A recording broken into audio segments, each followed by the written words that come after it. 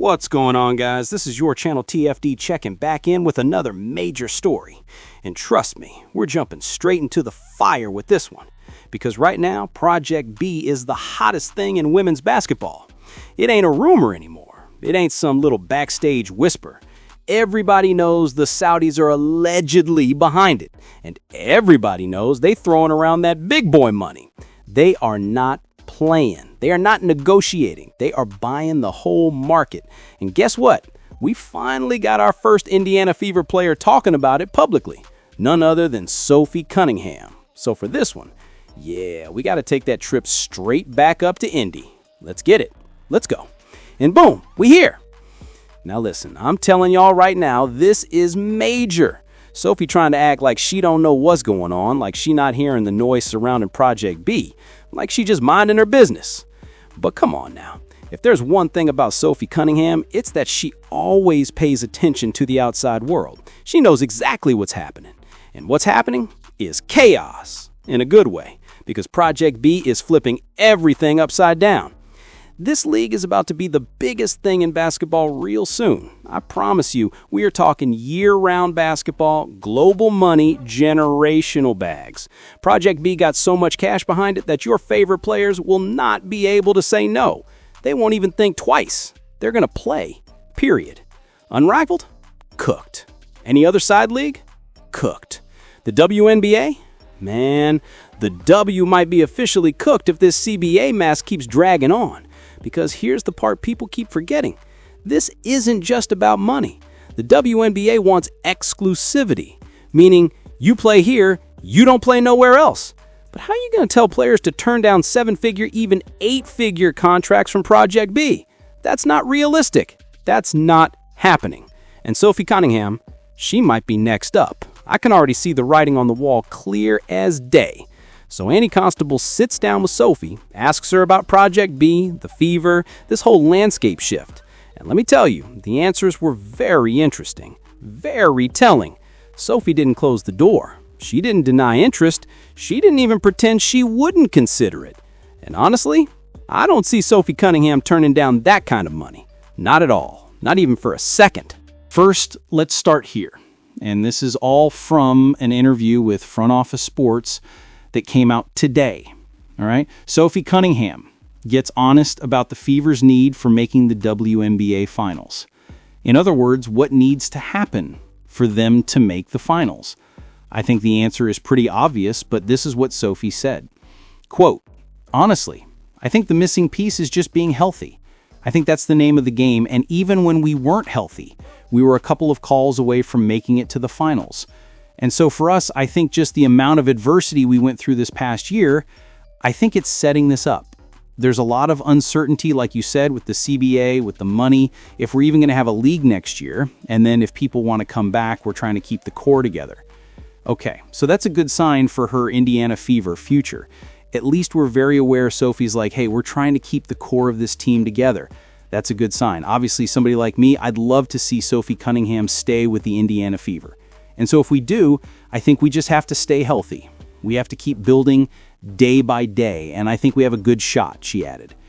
Okay, so that right there tells you, I mean, it's pretty obvious if the Indiana Fever would have been healthy, if Caitlin Clark would have been healthy, in other words, and this is why I believe they should have kept Caitlin on the roster, because once you get into the semifinals, then maybe she would have been healthy enough to give it a go.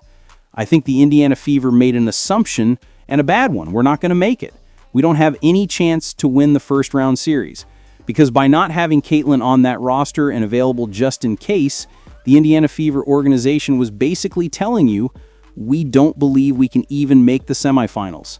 Because we know if Caitlin Clark comes back, they make it to the finals. And honestly, they probably win the whole thing. It was a missed opportunity by the leadership and the organization of the Indiana Fever. Okay, we found out yesterday from Caitlin herself. She's 100% healthy. She had to be getting relatively close by the time they made the semifinals. So the other key takeaway here is the uncertainty around the CBA and the money. We've heard a couple of players and different people talk about the idea of if there is a season next year. I'm starting to wonder if a lot of players believe there's going to be a lockout at this point, because that's the feeling you get. And if they're going to hold out for the revenue share they're trying to get, there won't be a season next year. I don't see a world where the NBA owners, particularly these owners, concede on that issue. I do not. I think if they're not okay with getting a 3 or 4 times increase in salary and a revenue share after profit is made, and by the way, a couple of these teams actually do want to get paid back for some of the money they've lost in the past. The independently owned ones, the ones not owned by NBA ownership, those owners want to make some money back for what they've already lost. And I don't blame them. They've been holding this league up forever. To even make it to this point, if those owners weren't willing to lose money, the league would not exist right now. One of the things that opened up because of the W's inability to pay players is other leagues popping up, unrivaled, and now we see Project B offering multi-million-dollar contracts. Where do you stand on Project B? Is that a league you'd want to play for? I don't know much about it. You see stuff on social media, but I also know how social media goes, so you take it with a grain of salt. But if people are going to pay you multi-million-dollar deals, why would you not? So that is basically her saying right there, if they're willing to pay multi-million dollars, you're basically out of your mind if you don't go play over there. Now, this is the actual article. Let's see who wrote this. I bet you Annie wrote this. Annie Costable. I knew it. Sophie Cunningham isn't sure the WNBA will exist next year. Wow. Free agent guard Sophie Cunningham has become well known for her candor, whether it's on the court, in the face of opportunities, or dishing out hot takes on her podcast, Show Me Something. Cunningham has a reputation of being one of the WNBA's most unbiased voices. Cunningham was traded to the Fever, which we don't need to go over. I don't need to go over all that. She was Caitlin Clark's caddy, and her thoughts on Project B. She said, honestly, I think the missing piece is being healthy. I think that's the name of the game. And even when we're not healthy, we were a couple of calls away from making it to the finals. So for us, I think just the amount of adversity that we went through this past year. She basically said she went through a lot this past year. Now, why Annie didn't release a video, I don't know, guys, because I doubt she did. She's old school media style. She probably had this on a recorder or something. But each today on, we're just going to read it. Annie asked Sophie, what are your feelings as far as the likelihood that you'll be back with the Fever? Now, this is a big one here. She stated, so, we're all still keeping in touch, but obviously that's not a lot. There's really not a lot to talk about until the CBA is done. So Sophie going to kill it right then and there. Let's get into it. Where do the negotiations stand? We're going to skip past that. They ain't making no motions. One of those things is obviously improved salaries, and the other thing is revenue structure. Then Sophie Cunningham said that the people who know the exact numbers are the ones who should probably be talking. So Sophie Cunningham is avoiding all CBA questions and all questions about leaving the Fever. Now, we know that was a hot take, but y'all, what gets me, shout out to Annie Costable, but what gets me is I got to take a dig at Scott Agnes, because Scott says things like rage bait content. Now, her asking Sophie if she's going to leave Indiana, that ain't a rage bait question? Huh? Scott, see, y'all picking and choosing. So I want to see if Scott gonna keep the same energy with Annie asking her questions. That's my whole thing. Because that was kind of a rage bait question. Sophie Cunningham more than likely going to stay. Man, this is exactly what we were talking about just yesterday. These multi-year $10 million plus contracts, that changes everything. You're telling me a player like Sophie Cunningham could walk into Project B and make more money in 2 seasons than she's made in her entire WNBA career combined? Come on, man, how do you turn that down? 2 years, $5 million per season? That sets you up for life. That's generational security.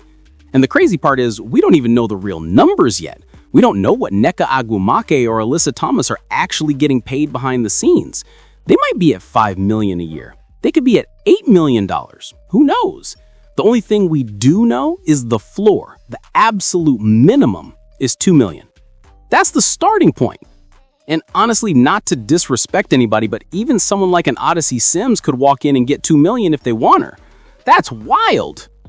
But the superstar numbers? Listen, I still believe there is a world where Caitlin Clark gets offered $15 million, maybe even $30 million for one season. The moment that number drops, it's going to break the basketball world in half. At the end of the day, this is the reality. If Project B drops those multi-million-dollar offers on Sophie Cunningham's doorstep, she's gone. And honestly, you can't blame her. The WNBA is demanding exclusivity while offering pennies compared to what these new leagues are throwing around. That's a losing battle every single time. So when you look at the 2026 season, the CBA standoff, the money gap, the frustrated players, and now Sophie openly saying she doesn't even know if the league will exist next year, you can see exactly where this is heading. Unless the WNBA makes a drastic move, and fast, Project B is about to take over, and the WNBA might be locking itself out of its own future. Whether you love it or hate it, Sophie Cunningham going to Project B could be the domino that sends this whole thing crashing down. The writing's on the wall. Drop your thoughts in the comments. Let me know how you feel about this whole situation. And as always, make sure you like, comment, and subscribe.